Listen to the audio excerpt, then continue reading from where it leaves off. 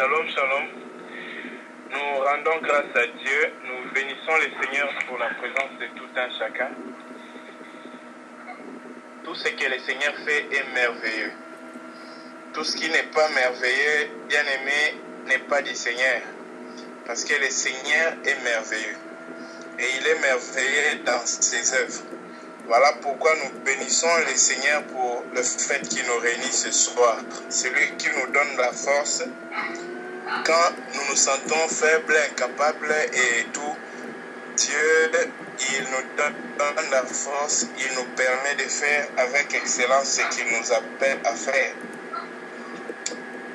Alors, arrivé à la fin d'une année, commençant une année nouvelle, comme le frère Théo l'a dit hier, les jours ne changent pas, les jours auront toujours 24 heures et les années seront toujours celles qu'elles ont été. La seule chose qui peut changer, c'est nous, notre attitude envers Dieu et notre attitude envers nos prochains. Voilà pourquoi, bien aimé, aujourd'hui, on ne va pas parler d'un thème, d'une suite des thèmes dont on parlait. On va juste parler sur les succès. C'est quoi les succès dans la vie d'un enfant de Dieu? Qu'est-ce que Dieu appelle succès? Nous sommes au temps où c'est vrai que les années n'apportent rien de nouveau. Les années ne sont que des années. Ce sont des bornes qu'on a fixées pour les temps afin de mesurer les temps et de savoir, bien aimé, examiner les événements par rapport au temps. Mais les années ne sont pas différentes. Les chiffres qu'on voit là, ce n'est qu'une numérotation humaine et une signification humaine pour étudier, distinguer et peut-être séparer ou classifier. Mais en réalité, frères bien-aimés dans le Seigneur, il n'y a pas une différence entre les années. Alors, les temps, la séparation en année, pour dire année 2015-2016, c'est juste pour nous amener à faire une évaluation. Parce que ce qui diffère les temps, c'est en réalité le soleil. Dieu l'a placé dans les cieux pour présider les jours afin qu'il y ait. Et la nuit, c'est l'absence du soleil qu'on appelle le ténèbre. Mais bien aimé, en ce qui est des années, Dieu veut bien que l'on puisse évaluer sa vie. Voilà pourquoi nous avons des années. Alors, parlant par rapport à cela, on aimera voir aujourd'hui qu'est-ce que la vie d'un homme peut résumer comme un succès dans sa vie. Comment est-ce qu'un homme peut évaluer sa vie pour dire que sa vie a été un succès pendant une année ou que sa vie a été un succès pendant l'autre année? Quelles sont les unités de mesure? Quelles sont les traces qui peuvent amener l'homme à conclure que sa vie était un succès ou sa vie a été un échec pendant une année? Or, bien aimé, nous sommes dans le monde. Nous savons aussi comment les entreprises, comment les humains mesurent leur succès. Pour beaucoup d'hommes, les succès, c'est ce qu'ils sont. Ce qu'ils font et ce qu'ils ont. Et une autre personne se dira, oui, cette année, il a eu une promotion, donc il pense qu'il a eu du succès. Quelqu'un d'autre pourra te dire que cette année,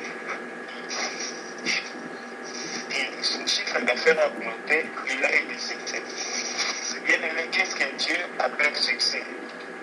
Ou qu'est-ce que nous devons rechercher?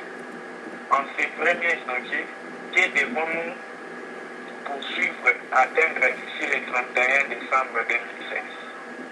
Quel est ce que nous recherchons? Quel est notre but? Quelle est la réussite qu'on peut atteindre à la fin de cette année? Ou quand est-ce que nous pouvons dire que cette année 2016 a été une réussite, un succès pour nous? Voilà un peu ce que nous voulons essayer de voir aujourd'hui par la grâce du Seigneur. Alors, nous allons commencer avec ces versets prenons d'abord dans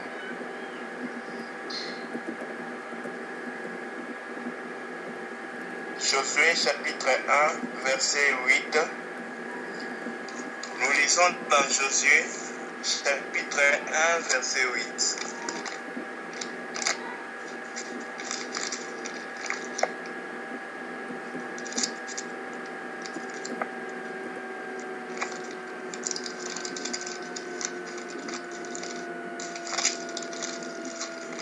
Josué 1, verset 8.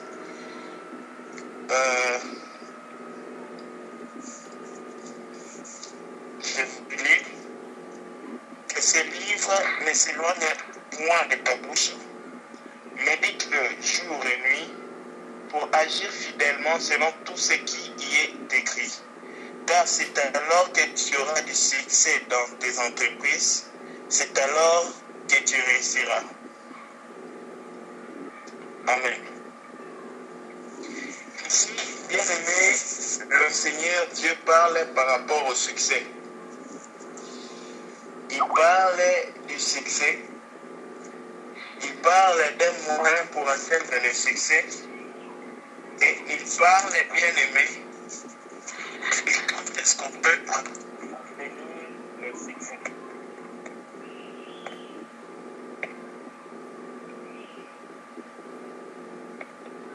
Alors, pendant qu'essayer de penser à ce que Dieu lui-même appelle succès pour un enfant de Dieu. Quel est le succès d'un enfant de Dieu? Quelle est la réussite pour un enfant de Dieu? Le monde appelle succès ce qu'ils appellent succès. Le monde appelle réussite ce qu'eux appellent réussite. La tristesse aujourd'hui, c'est de voir des enfants de Dieu appeler réussite ce que le monde appelle réussite, appeler succès ce que le monde appelle succès, mais ne pas appeler réussite ce que Dieu appelle succès. Ne pas appeler réussite et succès ce que Dieu appelle réussite et ce qu'il appelle succès. Pourquoi, bien aimé? Parce que le cœur des enfants de Dieu maintenant se contente du monde, comme le monde. Quand est-ce que nous, enfants de Dieu, nous pouvons dire que nous avons du succès dans nos vies? Ici, dans Josué, déjà, nous voyons la pensée de l'Éternel. Quand il parle du succès, la procédure pour atteindre le succès, selon l'Éternel Dieu, bien aimé, c'est la méditation. Il dit que ce livre de la loi ne s'éloigne point de ta bouche. Or, bien aimé, à ce que je sache, la lecture, elle ne se fait pas avec la bouche. On ne lit pas avec la bouche, c'est avec les yeux qu'on lit. Parce que pour lire, on peut ne pas prononcer ce qu'on voit, mais on le médite intérieurement. Mais ici, il parle de lire ce livre et que ce livre ne s'éloigne point de la bouche. Ah, c'est là où on va y arriver. Donc, la procédure pour atteindre le succès. L'Éternel Dieu Tout-Puissant nous le présente ici comme la méditation. Et cette méditation-là, c'est la méditation de la bouche. Ah, c'est ce qu'on va essayer d'expliquer dans la suite. Il dit, médite-le jour et nuit. Il ne dit pas lire. Il ne dit pas revoir-le. Parce que quand on revoit nos notes de cours, c'est-à-dire on feuillette les pages rapidement pour voir les grands titres. Quand on lit un livre, c'est-à-dire on exprime ce que nos yeux lisent. Mais bien aimé, quand il s'agit de méditer, c'est autre chose. C'est-à-dire, la parole que nous lisons là, nous la mettons maintenant intérieurement. Nous l'identifions à nous-mêmes. Nous reflétons cette parole dans nos cœurs. Nous intériorisons cette parole dans nos cœurs. C'est ça la méditation. Le Seigneur dit, si quelqu'un veut obtenir le succès et la réussite dans toutes ses entreprises, Le secret est ici. Le secret de la réussite, c'est de méditer ces livres de la loi de Dieu, jour et nuit. C'est-à-dire, il n'y a pas un temps où nous arrêtons de méditer ces livres. Il n'y a pas un temps où notre méditation finit. Quand vous voyez jour et nuit, bien aimé, jour et nuit, ça veut dire toujours et tous les temps. Parce que des fois, nous pensons que la méditation, c'est lorsque nous avons la Bible ouverte et que nous sommes en train de lire et de penser peut-être à ce qui est écrit. Ou bien aimer de chercher à avoir une révélation sur ce qui est écrit. Ce n'est pas ça la méditation. La méditation, ce n'est pas quand nous lisons l'Écriture ou quand nous essayons de sortir quelque chose de notre pensée concernant l'Écriture. La méditation, c'est lorsque quelque chose vient de l'esprit et entre en nous par rapport à ce que nous lisons. C'est là l'intériorisation de cette parole. Bien aimé, il y a une très grande différence entre une vérité que nous avons entendue d'un prédicateur et une vérité que le Saint-Esprit nous a parlé des Écritures dans nos cœurs. Cette vérité-là rentre dans nos cœurs et ne vient pas du dehors de nous. Il vient de l'Esprit de Dieu. C'est qu'un frère appelle l'inspiration. Il dit l'inspiration vient de la voûte céleste. Elle vient de la montagne céleste. Elle vient de Dieu lui-même. C'est lui, bien aimé, la source de toute révélation. Voilà pourquoi, enfants de Dieu, notre préoccupation primaire, c'est chaque jour, bien aimé, d'écouter la révélation de Dieu pour ce jour-là. Quand nous pouvons l'écouter, ça peut être par la lecture biblique, ça peut être par l'écoute d'une prédication. Mais quand nous devons la méditer, c'est pendant toute la journée. C'est la condition unique pour obtenir le succès et la réussite dans tout ce que nous allons faire. Beaucoup de gens, bien aimés, pensent que le succès, c'est de croître financièrement ou croître dans sa position, croître, bien aimé, dans la société, être remarquable. Laissez-moi vous dire une chose, mes frères. Les gens ont obtenu toutes ces choses. Ils n'ont jamais été heureux. Les gens ont pu trouver toutes ces choses et ils n'ont jamais été rassasiés. Toi et moi, nous pouvons trouver toutes ces choses et nous ne serons pas rassasiés. Le bonheur n'est pas dans ces choses. Le bonheur a un nom. Ah, celui qui ne trouve pas trouver le bonheur, c'est ce qui est la sagesse. Le bonheur, bien aimé, c'est la sagesse. Et la sagesse, c'est Christ. Si quelqu'un aime ces jours et bien aimé veut vivre heureux, qu'il s'applique et qu'il applique son cœur à rechercher la sagesse. Or, le seul sage, comme le décrit les Écritures, c'est le Seigneur Jésus-Christ. Bien aimé dans le Seigneur, aide le Seigneur nous faire grâce, afin que cette année, ce soit une année d'entendre l'Éternel nous parler. Pour moi, en résumé, après ma méditation personnelle bien aimée en cette fin d'année, je résume cette année en une seule chose. C'est une année d'écouter le Seigneur et de mettre en pratique ce que l'Éternel est en train de faire. C'est le temps, bien aimé, de ne plus perdre le temps avec les créatures, de courir avec leur Créateur. Bien aimé, peu importe tout ce qui peut arriver dans ton entourage, peu importe ce que les hommes peuvent faire, peu importe les circonstances, mets-toi à cœur une seule chose, ma destination, ma direction, ma flèche se dirige vers mon Créateur. Tous les temps, bien aimé. Il y a des moments où nous sommes inquiets, il y a des moments où nous sommes souciés, il y a des moments de problèmes en vie, il y a des moments où nous sommes, bien aimés, pas contents de quelque chose. Que cela ne déroute pas notre flèche. Notre cœur doit être dirigé après Dieu. C'est là-bas, bien aimé, que nous méditons. C'est-à-dire que c'est de là-bas que nous écoutons, que nous recevons la foi. Car la foi Bien-aimé, la foi n'est pas dans l'homme. La foi est en Christ.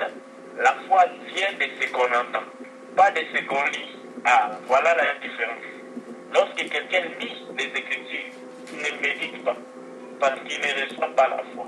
Mais lorsque quelqu'un médite ce que l'Écriture a dit, il reçoit du Saint-Esprit ce que Dieu pense de l'Écriture. Bien-aimé dans le Seigneur, si un frère et une sœur veut vivre heureux, qu'il fasse de cette année une seule chose nécessaire. Bien-aimé, c'est d'écouter la voix du Seigneur et de la mettre en pratique. Tous les jours, ne commence pas une journée sans écouter la voix de Dieu. Peu importe combien de gens sont autour de toi. Peu importe dans quel mouvement tu es. Peu importe, bien-aimé, si tu dois courir. Peu importe si tu as des urgences ce matin. Que ceci soit le nécessaire de nos journées. Qu'est-ce que le Seigneur dit de cette journée? Oh, que pense le Seigneur pour cette journée dans ma vie? Que veut le Seigneur pendant cette journée? Bien-aimé, le succès au bout de cette année 2016, ce n'est pas que je puisse faire A ou B, ce n'est pas que j'aille A ou B, ce n'est pas que j'accomplisse A ou B, c'est que je fasse tout ce que Dieu veut pour cette année. Le succès, ce n'est pas l'accomplissement de la volonté de l'homme, car la volonté de l'homme elle-même est périssable. Elle est éphémère, elle périt facilement, elle disparaît, on n'a plus de souvenirs de cela. Mais la volonté de Dieu bien-aimé, le Seigneur dit ceci, c'est lui qui se fait un avec la volonté de Dieu demeure éternellement. Si seulement toi tu pratiques la volonté de Dieu, à cause de la volonté de Dieu étant éternelle, bien-aimé, toi aussi tu deviens éternel.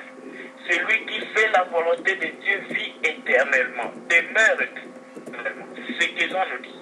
Alors, bien-aimé dans le Seigneur, préoccupons-nous d'une chose, une seule chose.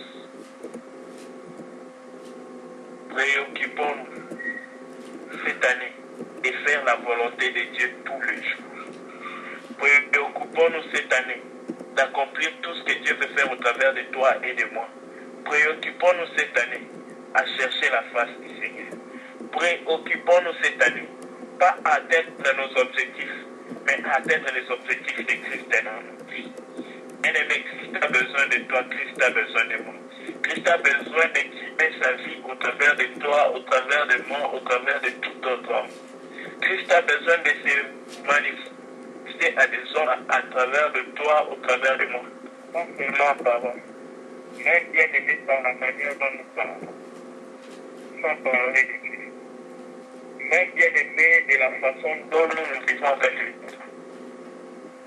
Mais bien aimé, rien que par notre silence, là où tout le monde murmure. Bien aimé, Dieu a besoin de visiter les hommes, même par notre silence, même par notre parole. Le problème, c'est que nous soyons disposés. Et ce n'est pas difficile pour Dieu, bien aimé, de convaincre le cœur de l'homme. Mais est-ce que nous sommes prêts à faire notre part?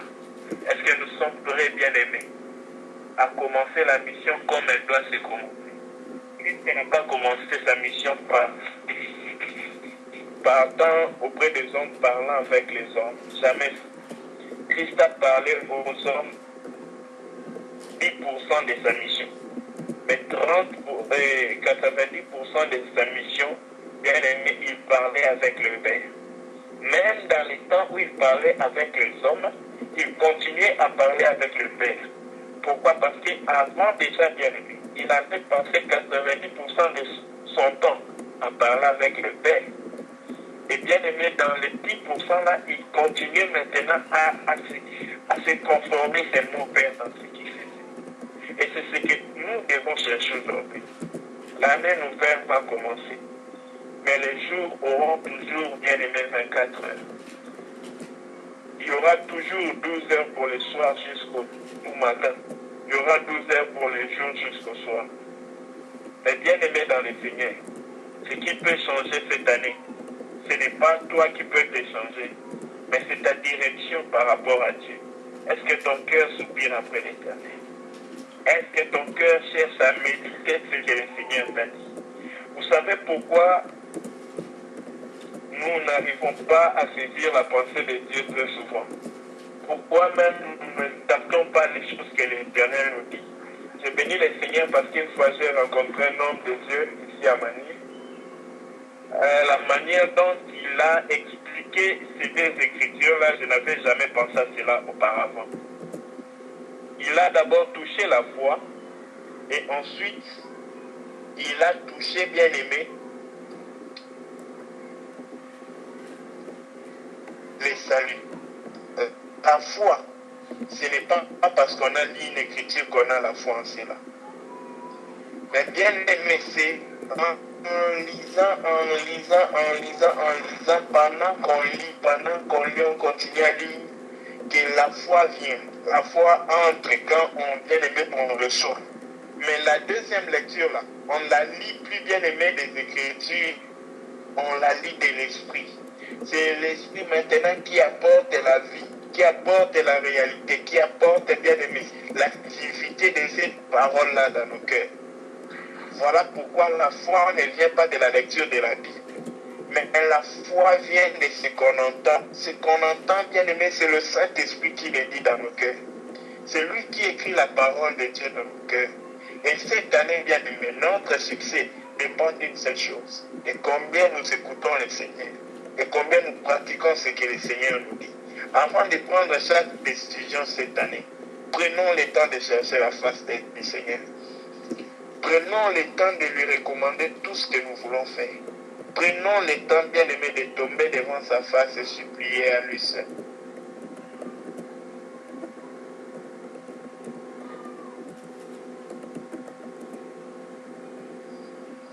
Et bien aimé, pour obtenir le salut, il faut croire dans le cœur, c'est-à-dire par la foi. Ensuite, il ne faut pas s'arrêter là. Oh, j'ai béni l'Éternel ces jours-là. L'homme de Dieu est en train de me dire, frère bien-aimé, il est nécessaire que nous puissions confesser la parole de Dieu que nous croyons. Il dit, dès que tu me vois là, tu peux me voir faire, tu peux me surprendre faire, tu me trouves en train de parler. Qu'est-ce que je dis? Seigneur, il est écrit dans ta parole qu'aucune tentation ne me viendra qui soit déjà de marcher. Je suis maintenant en train de marcher dans une rue où des gens sont mal habillés. Mais Seigneur, tu ne permettras point que mon œil ne s'enferme en ses yeux. Tu ne permettras point que je puisse convoiter une femme en ses yeux. Il est en train, il dit, je suis sur la route, mais je médite la parole. Je ne la dis pas seulement à Dieu, je la dis à mon cœur. Je dis cette parole-là à moi-même. J'intériorise cette parole. En répétant, en ruminant cette parole à moi-même et à Dieu, je me fortifie dans l'esprit. Bien-aimé, cela est très capital. Car le salut, ce n'est pas bien-aimé. Ce n'est pas en croyant. Le salut vient en confessant après avoir cru. Il faut croire du cœur et ensuite confesser de la bouche. Si nous croyons du cœur, bien-aimé, quand le cœur est rempli d'une chose, le cœur finit par le sortir. C'est de l'abondance, la plénitude du cœur que la bouche doit parler. Mais si dans nos cœurs nous ne sommes pas convaincus de ce que nous avons reçu, entendu, bien-aimé, ce que nous confessons est vain, car il n'y a pas de fondement pour cela. Mais si ce que nous confessons est plein dans nos cœurs, quand nous le confessons, bien-aimé, sans un fondement et une vie, et ça prend de l'effet dans nos vies immédiatement. Voilà pourquoi, bien-aimé, toutes les promesses de Dieu dans sa parole, surtout les promesses excellentes dont parle l'apôtre Pierre, les promesses par lesquelles nous puissions participer à la nature divine, ce sont là les promesses que nous devons nous y attacher. Ce sont là les promesses qui vont faire de nos vies bien-aimées ainsi en Christ. Ce sont là les promesses que nous devons bien-aimés accrocher à nos vies tous les temps. Aujourd'hui, l'Église cherche d'abord les promesses de Dieu conformes aux besoins humains. Les promesses de Dieu, bien aimées conformément à des faveurs humaines. Je ne dis pas que c'est mauvais. Mais bien aimé, cela n'a pas un profit éternel. C'est comme l'apôtre Paul fait l'examen et il pose la question entre, comment on appelle ça, entre l'exercice de la piété et l'exercice corporel. Il dit l'exercice corporel, bien aimé, a un profit à court terme. Mais l'exercice de la piété a un profit pour la vie physique et la vie, bien aimé, spirituelle, éternelle. Voilà pourquoi, frère, et ayant conscience de cela, cette année, le Seigneur nous interpelle à une chose, à chercher à l'écouter. Il a dit quelque chose de très capital à Marie. Il lui a dit une seule chose est nécessaire. À Marthe plutôt. Il dit à Marthe, Marie a choisi la bonne part. Une seule chose est nécessaire. Bien-aimé, Dieu ne faillit personne. Si Dieu conduit quelqu'un, même si cet homme-là meurt, bien-aimé, même sa mort est un profit. Sa mort est un gain, sa mort est un bénéfice. Pas parce que nous regardons la mort comme une perte, mais parce que pour Dieu, cet homme-là a fait ce qui lui convenait. La mort était un gain pour Christ. Mais Pierre avait vu la mort comme une perte pour Christ. Parce que Pierre ne savait pas ce qui était un gain pour Dieu. Pour Dieu, ce n'est pas comme Pierre le voyait. C'est comme Christ le voyait. Bien-aimé dans le Seigneur, si nous voulons réussir en fin de cette année, peu importe, bien-aimé, quel sera notre niveau social, peu importe quel sera comment les hommes vont nous regarder, frère, les yeux de ces hommes ne pourront pas nous regarder devant le trône du jugement. Ces propres yeux-là seront eux-mêmes devant la face de l'Éternel.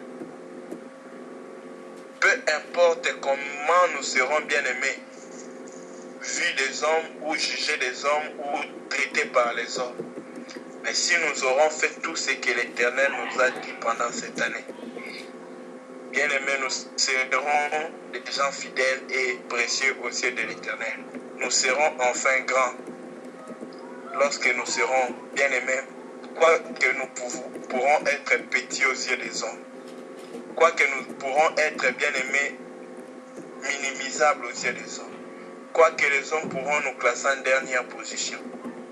Mais nous serons bien-aimés dans la bonne position devant l'Éternel. Et c'est ce que nous devons chercher.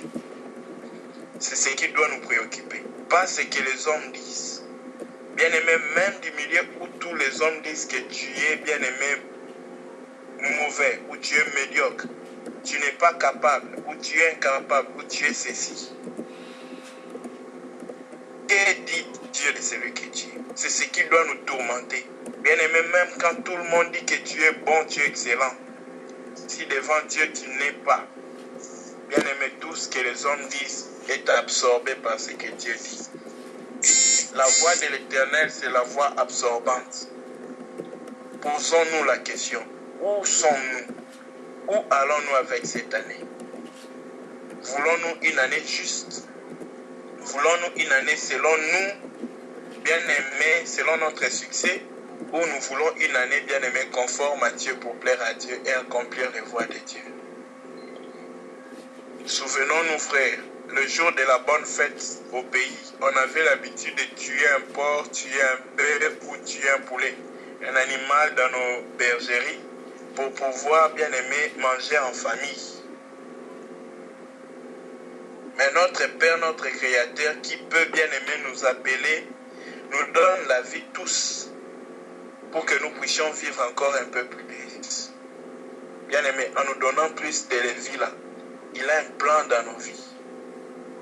Il y a un jour un propriétaire de poulet décide de tuer un poulet ou un autre, mais il garde un autre poulet. Il dit c'est lui, j'ai encore besoin de lui. C'est peut-être après 2 ans que j'aurai besoin de finir avec lui. Bien aimé, Dieu nous donne du temps pour que premièrement nous puissions nous repentir. Deuxièmement, que nous puissions accomplir sa volonté pendant ce temps. Pas pour que nous puissions exécuter nos plans, nos projets égoïstes, où nous cherchons nous et non Dieu, où nous voulons notre bonheur et non le plaisir de Dieu. Car le bonheur de Dieu, c'est de nous voir, bien-aimés, croître dans la ressemblance de Christ. Le bonheur de Dieu, c'est ça. Et c'est ça une vie réussie. C'est ça la réussite. Nous dirons que cette année 2015 a été une réussite. Si bien-aimés, pendant cette année, nous avons écouté la voix du Seigneur et mis en exécution ce que la voix du Seigneur nous a donné. Sinon, tout le reste que nous appelons succès n'est qu'un mensonge, n'est que, bien-aimé, une histoire montée de toutes pièces pour pouvoir, bien-aimé, nous consoler nous-mêmes. Mais aux yeux de l'Éternel, nous sommes loin d'avoir réussi cette année. Voilà pourquoi, bien-aimé, en ce 1er janvier ou 2 janvier pour nous qui sommes ici aux Philippines, bien-aimés dans le Seigneur, l'heure est avancée. Quelle est la direction que nous voulons choisir cette année pour le Seigneur? Quelle direction voulons-nous prendre? Bien-aimé, ce n'est même pas une affaire de 2 personnes. Même pas une affaire de qui que ce soit. C'est une affaire personnelle avec Dieu. Courir avec Dieu. C'est le temps de ne plus s'embrouiller avec les hommes. C'est le temps de ne plus, bien-aimé, écouter, regarder que disent les hommes. J'ai béni le Seigneur pour une fois. J'ai beaucoup aimé une image que notre frère le pasteur Mathieu a postée sur Facebook. Il a mis juste une photo où il regardait à la montre et puis il a dit que c'est l'heure de courir avec Dieu. Ou c'est l'heure de servir Dieu. Quelque chose est pareil. Bien aimé, c'est ça la vie chrétienne.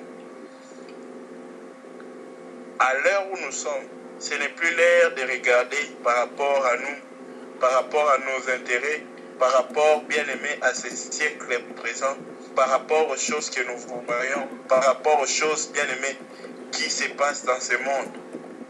C'est l'heure, bien-aimé, de courir après l'Éternel. C'est l'heure, bien-aimé, de chercher la paix avec tous. C'est l'heure, bien-aimé, de soupirer après l'Éternel. Tu n'as même pas besoin d'être à l'église. L'autre fois, il y avait un nouveau venu dans l'église où je vais ici à Mani. Et il y avait un nouveau venu. Les gens lui disaient, il faut continuer à venir à l'église. Il faut venir à l'église. Je lui ai dit, oui, tu peux venir à l'église. Mais va vers le Seigneur. C'est là que tu auras la solution. C'est là que tu n'auras plus ces larmes, ces soucis, ces inquiétudes que tu as. Va vers Christ, cours vers lui. Ton âme trouvera la paix et le repos. Ton âme sera dégagée et paisible. Bien-aimé, dès que tu vois une personne tourmentée, inquiète, comprends qu'il n'est pas devant Christ. Devant Christ, tous les fardeaux tombent. À moins que tu refuses de lui donner tes fardeaux. Il est le collecteur des fardeaux. Lui ne collecte pas l'argent, il collecte seulement les problèmes des gens. Si tu as des problèmes, tu veux lui donner, il va prendre cela. Bien aimé, les problèmes, ce n'est pas seulement l'argent, ce n'est pas seulement pour nous qui sommes célibataires le mariage. Le problème, ce n'est pas tout ce qu'on peut penser. Les problèmes, bien aimé, c'est d'abord le péché. Le problème ensuite, ce sont nos besoins. Mais le plus gros problème qui est plus dangereux, c'est le péché. Parce qu'il est bien aimé, un célibataire peut entrer au ciel. Mais un pécheur ne peut pas. Un célibataire peut vivre éternellement. Mais un pécheur ne peut pas. Bien aimé dans le Seigneur, où est la direction de nos cœurs ce soir? Sommes-nous encore en train de courir avec les hommes? Ou avons-nous commencé à courir avec Dieu? Sommes-nous encore fatigués par ce que les hommes sont, par ce qu'ils font, par ce qu'ils pensent de nous? Pourquoi sommes-nous si préoccupés de ce que les hommes disent de nous, de ce qu'ils pensent de nous? Ils ne sont que des hommes en qui il n'y a que du souffle. Pourquoi ce que Dieu pense de nous ne nous préoccupe pas tant? Pourquoi nous n'allons pas auprès de Dieu pour lui dire, qu'est-ce que tu penses de moi? Est-ce que Dieu vaut beaucoup pour nous? Est-ce que Dieu est grand pour nous? Bien aimé, la pensée d'aujourd'hui, c'était juste pour interpeller tout un chacun de nous à bien commencer cette année, à chercher les succès à la fin d'année. C'est que chaque jour, s'il y a une chose que tu peux écrire de ta journée, que ce soit quelque chose de particulier que la voix de Dieu t'a dit en cette journée-là. Si même tu as un agenda, commence-le même ce soir ou demain. Écris ce que Dieu te dit chaque jour. Oh bien aimé, on a un gros plaisir à faire ces choses. Je veux vraiment m'y mettre. Chaque jour, écris ce que la voix de l'Éternel m'a dit. Que ce soit dans le bus, que ce soit au bureau, que ce soit ici à la maison, que ce soit partout où je me tiens. Qu'est-ce que le Seigneur m'a dit durant cette journée-là? Qu'est-ce que la voix de l'Éternel m'a informé? Qu'est-ce que la voix de l'Éternel a mis au-dedans de mon cœur en ces jours? Heureux le peuple qui connaît le son de la trompette.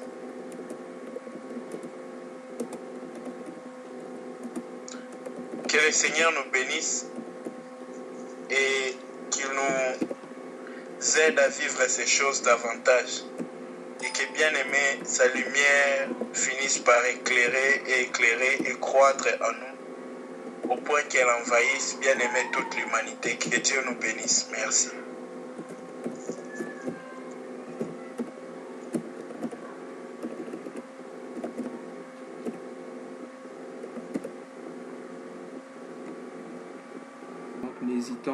N'hésitez pas d'apporter vos ajouts dans le message de ce soir. Donc frères, n'hésitons pas d'apporter nos ajouts. N'hésitons pas de nous édifier. Oui, pendant que le bien-aimé Paul était en train de nous exhorter, j'ai pensé à ce passage dans le livre de Lévitique. Lévitique, chapitre 11, du verset 1 jusqu'au verset 3. Lévitique, chapitre 11, du verset 1 jusqu'au verset 3. Bon, le contexte concerne la nourriture que les enfants d'Israël devaient manger. Donc, ici, on fait la différence entre les animaux impurs et les animaux purs. Je lis la parole. L'Éternel parla à Moïse et à Aaron et leur dit: Parlez aux enfants d'Israël et dites: Voici les animaux dont vous mangerez parmi toutes les bêtes qui sont sur la terre. Vous mangerez tout animal qui a la corne fondue, le pied fourchu et qui rumine. Bon, je vais laisser les deux premières parties. Je vais considérer la dernière partie. Parmi les animaux purs qu'on devait manger ici, bien aimé, la Bible dit qu'on devait manger les animaux qui ruminent. Ruminer, c'est un peu comme ce que font le mouton. Lorsque le mouton mange l'air, il y a une poche. Je ne sais pas si c'est au niveau de la gorge ou au niveau de sa bouche quelque part. L'animal garde la nourriture. Et à un moment donné, l'animal continue et fait comme si l'animal fait ressortir ce qui est déjà dans la bouche, et l'animal continue encore à manger. Et l'animal peut faire ça à plusieurs reprises. Donc garder la même nourriture qu'elle avait écrasée, et continue encore à écraser, et continue encore à ruminer, c'est-à-dire à manger cette nourriture qui se trouve dans sa bouche. Alors c'est l'attitude que nous devons avoir par rapport à la parole.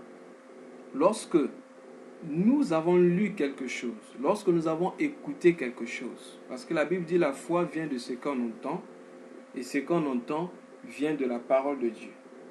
Donc la foi ne vient pas directement de la parole que nous avons écoutée, mais la foi vient de ce que nous avons entendu de la parole de Dieu.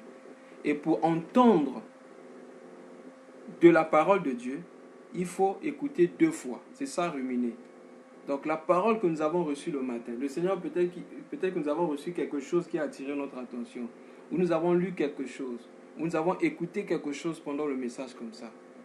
Mais si nous voulons que cette parole-là demeure, comme le bien-aimé venait de nous dire, nous devons continuer à ruminer, à manger encore cette parole en nous. C'est-à-dire, continuer à manger encore cette parole au niveau de notre cœur. C'est-à-dire, méditer sur cette parole.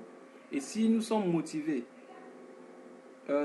dans ce sens-là, si nous sommes motivés à méditer sur cette parole, bien aimé, le Seigneur va nous ouvrir les yeux à mieux comprendre encore, plus que ce que nous comprenons, plus que ce que nous avons compris lorsque nous avons reçu cette parole.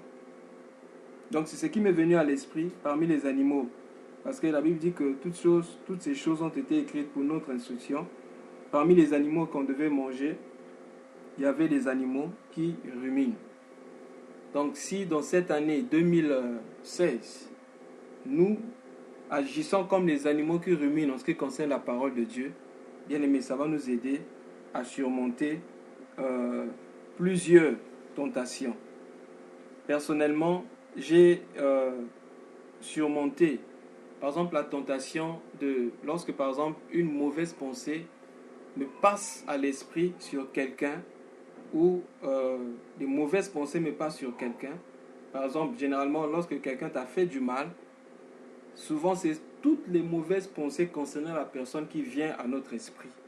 Mais si nous ne faisons pas attention, ça peut faire naître la haine dans notre cœur contre la personne. Et du coup, ça peut faire naître aussi le manque de pardon. Donc, qu'est-ce qu'il faut faire à cet instant-là? Qu'est-ce qu'il faut faire? C'est en ce moment-là que nous devons confesser la parole de Dieu. Je me suis trouvé une fois, pendant que les mauvaises pensées me passaient par la tête, j'ai commencé à prier en confessant la parole de Dieu. Par exemple, j'ai confessé des paroles du genre, la Bible dit, nous devons nous aimer les uns les autres, comme Christ nous a aimés. Si Christ m'a aimé avec mes imperfections, moi je dois aussi aimer. Et la Bible dit que tu ne dois pas garder rancune dans ton cœur. Tu dois régler, tu dois être en paix avec tout le monde. Donc je ne peux pas accepter que le manque de paix gagne mon cœur parce que la Bible dit, dans sa présence, nous trouvons la plénitude dans sa présence se trouve la plénitude de joie. Donc si je manque la joie, ça veut dire que je ne suis pas dans la présence de Dieu. Ce n'est pas normal que je ne sois pas dans la présence de Dieu parce que dans la nouvelle alliance, je marche avec Dieu tout le temps. Donc en confessant, bien aimé, ce genre de choses, en confessant cela, bien aimé, m'a aidé. Et c'est que le bien aimé Paul a dit par rapport au témoignage qu'il a donné, je me suis trouvé une fois en train de faire ça par exemple dans la rue. Lorsque je vois par exemple une fille mal vêtue, je déclare dans mon cœur par rapport à ce que Job a dit, j'ai fait un pacte avec Dieu concernant mes yeux. Je ne permettrai pas à ce que mes yeux regardent ce qui est impur. Donc, je fais de telles confessions. Ça peut paraître bien aimé, ridicule, à un moment donné, mais bien aimé, ça sauve beaucoup. Ça peut nous aider dans plusieurs circonstances. Et c'est ça, bien aimé, ruminer la parole. Les paroles que nous écoutons chaque soir, comment nous pouvons les mettre en pratique? C'est lorsque nous sommes devant des circonstances. C'est ainsi qu'on reconnaîtra si nous avons la foi ou si nous n'avons pas la foi. Si nous avons la foi, c'est lorsque nous confessons, nous gardons cette parole. Voilà pourquoi le Seigneur Jésus a dit, si vous demeurez en moi et que mes paroles demeurent en vous, c'est-à-dire mes paroles trouvent une place en vous, demandez tout ce que vous voulez et cela vous sera accordé. Donc même lorsque nous nous battons contre le péché, lorsque nous luttons contre le péché, ce qui nous donnera la force contre le péché, bien-aimé, c'est la parole de Dieu qui demeure en nous. Ce n'est pas seulement le nom de Jésus que nous confessons, mais la parole de Dieu qui demeure en nous comme des armes. Et nous pouvons voir notre Seigneur Jésus-Christ a montré cet exemple. Comment est-ce qu'il a affronté le diable? Il a utilisé la parole. Quand le diable est venu avec les « il est écrit », lui il a dit « il est aussi écrit ». Vraiment que le Seigneur nous soutienne. En cette année 2016, que nous fassions de cet exercice notre nature. Chaque jour, nous écoutons le Seigneur. Et lorsque nous sommes confrontés, déclarons dans notre cœur, confessons ces choses dans notre cœur. Et le mal s'éloignera de nous. Ainsi, la Bible dit dans Romains chapitre 12, verset 21, « Ne te laisse pas vaincre par le mal, surmonte le mal par le bien. » Donc, pour surmonter le mal par le bien, il faut confesser aussi ce qui est bien. C'est ainsi que nous allons surmonter le mal en confessant ce qui est bien de la parole. Pas une pensée positive, mais confesser la parole de Dieu. Oui, bien-aimés dans le Seigneur, S'il y a un bien-aimé qui veut encore nous édifier sur ce point, sur ce puissant message, ou si le bien-aimé Paul veut revenir, en tout cas, nous ne sommes pas fatigués d'écouter, on va encore écouter.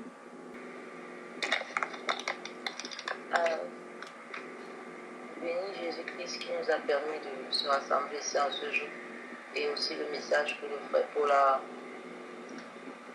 annoncé en ce jour.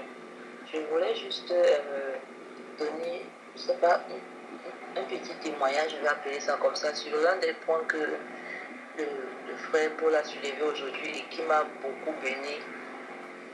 C'est le fait d'écrire les conversations avec Dieu sur un morceau de papier. Donc, il y a une époque où je faisais cela. Donc, quand je suis peut-être en train de méditer, soit quand je suis dans la rue, quand quelque chose me vient à l'esprit, ou bien après une certaine circonstance, quelque chose me vient à l'esprit, j'écris ça, j'écris juste et je l'oublie. J'écris, je passe dessus. Mais un jour, quand je suis revenu sur le cahier où j'écrivais tout ça, et quand j'écrivais, je ne sais pas, je n'écrivais pas comme si c'était quelque chose que je me disais à moi, j'écrivais ça comme si c'est quelque chose que Dieu est en train de me dire, comme j'écrivais très souvent à l'impératif, je dis, sois comme ça, ne fais pas ceci. Donc j'écrivais ça comme ça, et quand j'écris, je garde, quand j'écris, je garde. Mais un jour, quand je suis revenu sur ce papier et que j'ai commencé à lire ce que j'écrivais, c'est comme si ce n'était pas moi qui écrivais. C'est comme si c'est Dieu vraiment qui avait écrit ça pour moi. Et je me disais, mais il y avait même des choses que j'avais écrites que je ne pouvais même pas imaginer que c'est moi qui les avais écrites.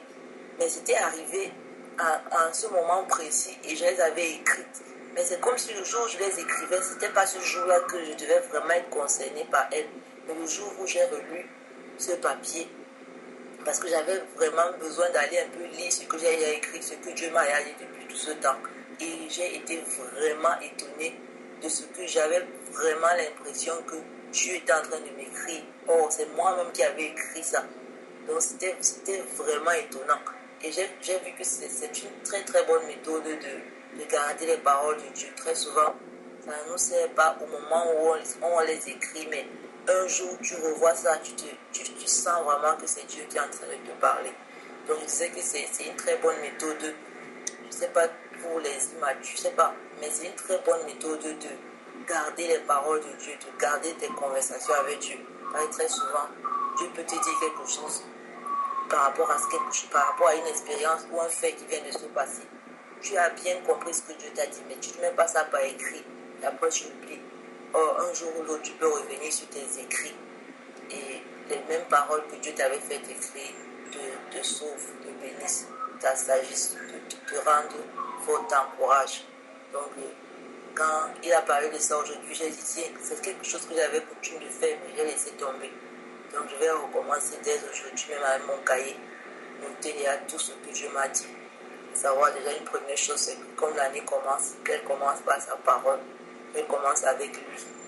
Et c'est clair qu'elle va se terminer avec lui aussi. Donc, c'est ce que je voulais juste ajouter. Merci. Amen. Que le Seigneur te bénisse, sœur Annette. Donc, plaçons toujours quelque chose dans notre saving account, dans notre compte d'épargne spirituelle.